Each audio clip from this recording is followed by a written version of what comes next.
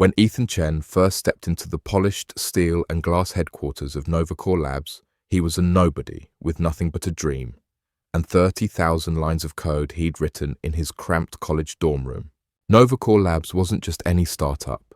It was the crown jewel of Silicon Valley's newest wave of AI pioneers. And Ethan, fresh-faced, idealistic, and absurdly brilliant, was about to make the biggest mistake of his life. His idea was simple: a revolutionary AI framework that could diagnose rare diseases faster than any human doctor. No one else had cracked it, but Ethan was close. Too close. He thought he was joining a team. Instead, he was walking into a trap. It was the summer of 2020, the height of a digital gold rush in Silicon Valley. The world was still reeling from a pandemic, and innovation wasn't just celebrated, it was desperately needed. In the midst of this chaos, Ethan Chen, a 25-year-old coding prodigy from Stanford, boarded the Caltrain with a backpack, a USB stick full of dreams, and a half-eaten protein bar in his hand. He was on his way to what he believed would be the opportunity of a lifetime. Novacore Labs wasn't just another tech startup. It had the perfect pedigree, founded by ex-Googlers, funded by blue-chip venture capitalists, and already being whispered about in TED circles and Wired magazine columns. Their mission? Reimagine the future of medicine through ethical artificial intelligence. That tagline had struck Ethan like lightning, because Ethan had a vision too. During his final year in college, he'd worked obsessively on a neural network that could scan and diagnose thousands of rare diseases using medical imaging and patient history in seconds. He'd lost his mother to late-stage lymphoma, a condition that could have been caught earlier with better diagnostics. That loss wasn't just grief. It was fuel. His code, his prototype, he called it Iris, was his answer to that pain. When Novacore offered him a spot on their development team, he didn't hesitate. He packed up, left his part-time teaching gig, broke his lease, and moved into a shared apartment in Mountain View with 2 other engineers. At first it was electric. The office was a cathedral of glass, flooded with sunlight and buzzing with caffeine-fueled ambition. On the first day, Ava Lynn, Novacore's sharp-witted COO and co-founder, welcomed him with a handshake and a coffee. She was a rising legend in the Valley, known for scaling startups into unicorns before they even had revenue. Her energy was magnetic. She asked him one question: what would you build if no one told you no? And just like that, Ethan was in. He poured his soul into the work. 12-hour days became routine, weekends blurred into weekdays, and every night he fell asleep to the hum of code-running simulations on his home server. Ava was everywhere, challenging him, championing him, bringing him deeper into the core of the company's innovation strategy. They shared ramen dinners in Palo Alto, brainstorming sessions that lasted past midnight, inside jokes about terrible UI designs. For the first time since losing his mum, Ethan felt seen, understood, driven by a shared purpose. He didn't notice the red flags at first, like how the CTO, Marcus Brand, always seemed dismissive of Ethan's ideas during meetings, but quick to present similar ones in board updates, or how Ava gently discouraged him from speaking up too much in front of investors. They don't get the technical stuff, let me handle that. Or how he never saw his name listed on the internal documentation tied to the AI modules he was building. But he didn't care. He was building something that mattered, and he trusted her. One night, about 8 months in, Ethan stayed late at the office alone. A new diagnostic layer he'd built had just cracked a complex case of early-stage sarcoidosis in a test patient with 98% accuracy. He was ecstatic.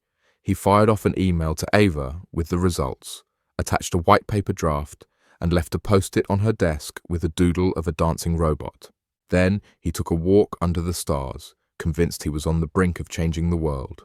What he didn't know, what he couldn't have known, was that his email was the last real contribution he'd make as an insider. The board meeting had already happened, the funding round was already closed, and the patent filing for his diagnostic layer, rewritten and stripped of his name, had been submitted 48 hours earlier. But that part of the story, that comes next. Ethan had been working at Novacore for almost a year when things started to shift. He'd entrusted his code, his vision, and his heart to the company, and more specifically, to Ava Lynn, the COO and his closest confidant. She believed in him, or so he thought. Late nights coding together, coffee runs that turned into deep talks about changing the world. She told him they'd be co-founders, partners, maybe more. But on the night Novacore announced a $1.2 billion funding round led by Titan Capital, Ethan wasn't invited to the celebration. He wasn't even in the building. He found out through a press release. They'd taken his code, polished it, patented it, and removed his name. Ava didn't return his messages. When he stormed into the office the next day, security escorted him out. Your contract states all intellectual property created during your time at Novacore belongs to the company, Ava said coolly in the email that followed. And just like that, his dream and his trust were shattered. The next morning, Ethan arrived early, humming a lo-fi beat with a coffee in hand. He was excited, too excited to notice the tension in the office. Something felt off. His access badge still worked, but his workstation login didn't. He tried again. Access denied. He rebooted the terminal. Same result. Probably just a glitch, he thought. He went to the IT department on the second floor, but they were unusually quiet. Jordan, the sysadmin he'd usually joke with, barely met his eyes. "Hey Jordan, any idea why my system access is revoked?" Jordan froze for a second, then gave a non-answer. "I think Marcus asked for a credential audit. Maybe it's part of that." Ethan didn't buy it, but before he could say anything, he got a Slack ping. Meeting, 10 a.m. Conf Room B. From Ava. He walked in a few minutes early. Ava and Marcus were already there, both expressionless. A legal rep in a grey suit was seated with a folder in front of her. That's when his stomach dropped. Ava didn't meet his eyes. "Ethan," she began, her tone unusually formal. "Thank you for everything you've done for Novacore. We appreciate your dedication." Marcus jumped in. "We've decided to go in a different direction with the AI framework. Effective immediately, your role is terminated." Ethan blinked. "What?" "This folder contains your severance package," the legal rep said flatly. "Please do not return to your desk. Your belongings have already been collected." His hands started to shake. "But what about Iris?" he asked. "That's my model, my diagnostic framework. I created that." "You created it while under contract with Novacore," Ava said. "That intellectual property belongs to the company." He stared at her, stunned. "You knew what that project meant to me. You saw me work day and night for this. How can you—" Ava finally looked up. And what Ethan saw wasn't guilt. It was cold resolve. "This is just business, Ethan," she said. "You're brilliant. You'll bounce back." With that, the meeting ended. As security escorted him out, Ethan's heart thudded in his chest like a war drum. Not from humiliation, but rage. A quiet, boiling kind of fury. They didn't just steal his job. They'd stolen his vision, his soul's work, and sold it behind his back. He wasn't naive anymore. But he wasn't defeated either. Ethan spent the next 2 weeks in a haze, sleeping in fits, scouring through company filings, investor updates, and LinkedIn movements. That's when he found it. A new patent, filed under Marcus Brand and Ava Lynn, titled Predictive Diagnostics Using Multivariant AI Layering. It was Iris. They'd renamed it, rewritten it, and taken credit. The betrayal was complete. Ethan could have accepted being fired. But this was theft, and Ethan wasn't going to let it stand. He opened a blank notebook, wrote one word at the top in all caps. Payback. Then he called the only person who might be able to help. His former professor, Dr. Lena Morris, an AI ethicist and consultant for several federal institutions. When she picked up, he didn't say hello. He simply said, "They stole everything, Lena, and I need your help." And just like that, the game began. Ethan disappeared. No social media, no LinkedIn updates, no calls returned. Rumors swirled. Some said he moved back in with his parents in Fresno. Others claimed he was seen bartending in Oakland. But what no one knew was that Ethan hadn't given up. He was building something in secret. A cleaner, faster, and even more powerful version of the Novacore algorithm, from scratch. With no NDAs to hold him back and no illusions about loyalty, he worked alone in a rented garage with nothing but ramen noodles and rage to fuel him. He called it Spectra. Lena Morris was in her late 50s, sharp as a blade, and skeptical of nearly everything Silicon Valley glamorized. When Ethan showed up at her apartment in Palo Alto with a folder of code snippets, patent filings, and a red, furious face, she knew this wasn't just a disgruntled protege, this was personal. She scanned the files in silence. "This," she said, pointing at the patent application filed under Ava and Marcus's names, "is 70% lifted directly from your original model." Ethan nodded. "It's Iris. They renamed it, slightly adjusted the code and rewrote the paper, but it's mine." Lena's face was hard. "I warned you about signing everything over without IP protections. I was naive. I trusted them." Lena leaned back in her chair, tapping her lip. "There's not much you can do legally unless you can prove authorship. Internal commits, emails, time-stamped versions. You got any of that?" Ethan's eyes lit up. "Iris was built on Git chain.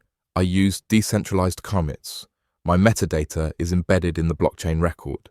Every major version has my unique signature hash." Lena raised an eyebrow. "Now we're talking." Over the next 4 weeks, Ethan and Lena worked in secret. They built a digital archive, code comparisons, commit trails, side-by-side documentation.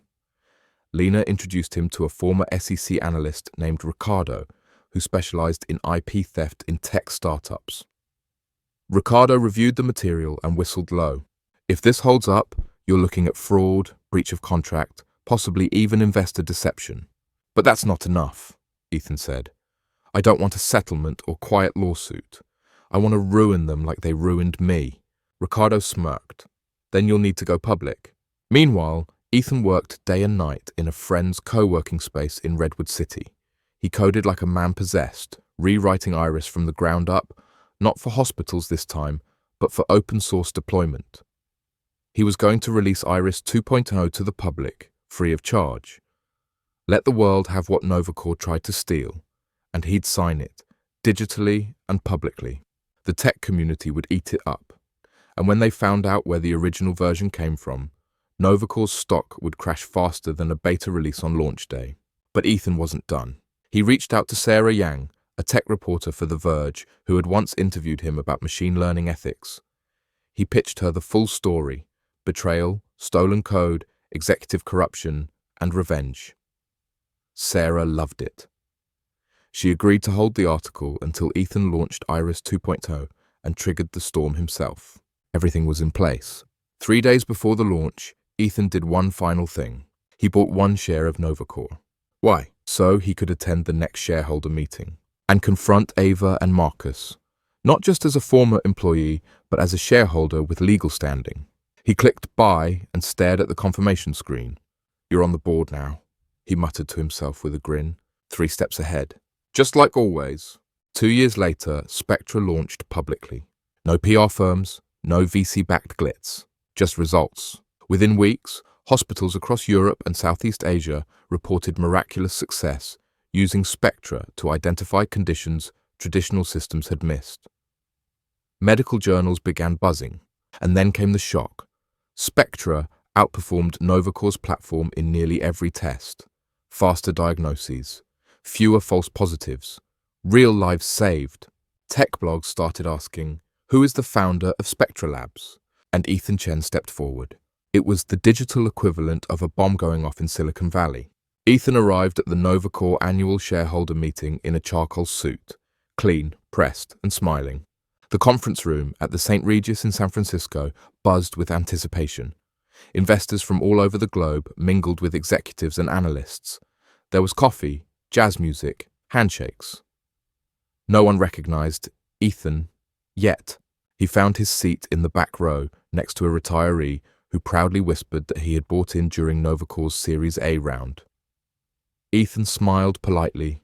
He knew something the retiree didn't, that by the end of the meeting, Novacore's future would begin to collapse. Up on stage, Ava took the mic, flanked by Marcus and the CFO. "Thank you for being here," she said confidently. "As you know, our flagship AI product, PredictEX, has begun testing in 4 hospital systems across the US, with early feedback exceeding expectations." Applause filled the room. Ethan waited. Then came the Q&A. Ava invited shareholders to submit questions, either in writing or by standing at the mic. Ethan stood up. "I have a question." A few heads turned. He approached the microphone, unhurried. Ava's eyes locked on his. In that moment, her smile faltered. "Ethan," she said. A few gasps. Cameras turned. "Yes," he replied calmly. Ethan Vale, former head of Novacore's AI Diagnostics Division, terminated 5 months ago without cause, but also the original author of the Predict-DX codebase. A few board members shifted uncomfortably. A lawyer whispered something to Marcus. Ava stiffened. "This is not the platform for—" "I have the floor," Ethan said, raising his shareholder badge. "And the SEC requires transparency at shareholder meetings, does it not?" He pulled a USB stick from his pocket. "This contains a side-by-side code comparison, Git chain metadata proving authorship, emails, logs, original design documents signed by me. I've already submitted a copy to the tech media, the SEC, and 3 law firms representing minority shareholders." The room went dead silent. Iris, the engine behind Predict-DX, was built on my time, using my framework.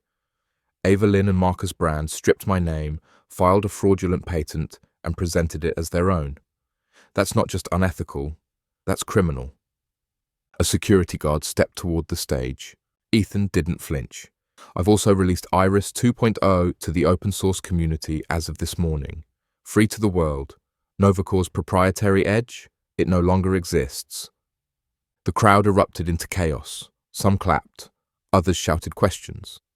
The retiree next to Ethan stood and yelled, "Is this true?" Ava stepped back, as if the weight of the moment finally hit her. Marcus tried to speak, but couldn't find the words. In one final move, Ethan turned to the audience. "This company betrayed me, but I refuse to let them profit from theft. If you're a shareholder, you deserve to know what's really going on." With that, he dropped the mic, literally, and walked out of the conference hall as cameras followed. By the time he got back to his car, an Iris 2 was trending on Twitter. Sarah Yang's article had dropped. TechCrunch, Wired, Forbes, everyone was running the story. Novacore's stock was in freefall. Ethan stood by the curb, watching the numbers tank in real time on his phone. For the first time in months, he exhaled. Justice had begun. Novacore's board panicked. Investors pulled out. Stock options plummeted. Ava Lynn, once hailed as the queen of AI medicine, was called in for questioning over IP theft allegations. Turns out she had modified Ethan's original algorithm just enough to patent it, but not enough to legally protect it when Ethan proved he'd written every line of Spectre from the ground up. In a final blow, Ethan acquired a majority stake in one of Novacore's main suppliers and promptly cancelled all contracts. Novacore couldn't deliver. Hospitals dropped them. The company collapsed. But Ethan didn't stop there. He launched an incubator for betrayed inventors, whistleblowers, and silenced visionaries. He named it Project Phoenix. Its motto? "From the ashes we rise." Within hours of the shareholder meeting, chaos ripped through Novacore. The company's stock plummeted 37% by close of trading. Institutional investors panicked. Calls flooded into the boardroom. Journalists camped outside headquarters. The SEC announced a preliminary inquiry into potential intellectual property fraud. Just like that, Ava and Marcus's empire began to burn. Ethan watched it all from his small co-working space in Redwood City. On the screen in front of him, thousands of comments poured in from GitHub contributors, developers, and medtech enthusiasts around the world. "This is what real transparency looks like. Can't believe they tried to steal this. Ethan, you're a legend. Iris 2.0 saved our clinic $100K in diagnostics this month." The world had spoken. Iris 2.0 was now everyone's. But while Ethan had won the first war, he wasn't finished. Ava and Marcus didn't just take his work, they nearly took his will to build again. And so, his next move had to be even bigger. He partnered with OpenMed, a non-profit building low-cost healthcare AI tools for underserved communities. Together, they launched Project Phoenix, a full-stack diagnostic platform based on Iris's core engine. Open source, blockchain secured, and permanently decentralized. Ava, meanwhile, went into hiding. Tech blogs reported that she'd been removed from Novacore's board pending investigation. Marcus was subpoenaed and placed on administrative leave. Their reputations, once Silicon Valley royalty, were now radioactive. Ethan never gloated publicly, but in private, he allowed himself one moment. He returned to the Novacore building, this time not to beg for a seat at the table, but to attend a public town hall where the new interim CEO addressed stakeholders. At the Q&A session, a young developer stood up and asked, "What safeguards will Novacore put in place to prevent future theft of employee innovations?" The CEO stammered, unsure. From the back of the room, Ethan raised his hand. "I have a suggestion," he said. "You start by crediting the right people. And maybe, just maybe, don't fire the one guy who built your future." A few people clapped. The CEO nodded, recognizing him, but said nothing. Ethan left after that. There was no need to stay. He wasn't angry anymore. He was building again. And this time, no one could take it away from him. 6 months later, the world of tech had moved on, but its memory was long. Novacore's stock never fully recovered. Though a new executive team tried to stabilize the brand, trust was shattered. Investors remained wary. The Predict DX platform, once hailed as revolutionary, was now seen as a cautionary tale. Ethan, on the other hand, was just getting started. Project Phoenix had gone viral. Clinics in Brazil, Kenya, and rural Appalachia were using it daily. Medical staff reported faster diagnoses for cancer, diabetes, even rare genetic conditions. The platform had saved lives, real, countable lives. One evening, Ethan sat alone on a rooftop cafe in Palo Alto. The sun dipped behind the horizon, bathing the Silicon Valley skyline in amber gold. His phone buzzed. It was a message from Dr. Amina Syed, a physician in Lagos. "Your software just helped us identify early-stage leukemia in a 9-year-old girl. Her parents cried when I told them she had a real shot at surviving. Thank you." Ethan blinked hard. He leaned back in his chair, the weight of everything crashing gently into his chest. This, not IPOs, not boardrooms, not billion-dollar valuations. This was why he'd built Iris in the first place. For the first time in years, he felt whole. As a final act of closure, he wrote a Medium article titled, "What They Took, What I Gave Back." In it, he detailed the story, not with bitterness, but with grace. He thanked those who had supported him, acknowledged those who had betrayed him, and invited young developers to stay curious, stay principled, and above all, stay human. It went viral within 48 hours. Young coders called it a manifesto. University professors added it to syllabi. A startup founder in India tattooed the phrase 3 steps ahead on his wrist. Ethan smiled. He didn't need vengeance anymore. His legacy wasn't measured in lawsuits or stock prices. It was in lines of code that healed, in communities that thrived, and in truth that couldn't be erased. As the wind picked up, he stood and looked out over the city that had tried to break him. It had failed, and from its ashes he had built something bigger, something untouchable. The end. Life lesson. Betrayal hurts, but your response defines you. When others steal, lie, or push you down, you don't need to sink to their level. You rise above it. Because in the long run, integrity always outlives ambition built on deception. If this story moved you, please like, subscribe, and share this video. Your support helps us keep telling stories that matter, stories of pain, resilience, and the quiet power of doing the right thing.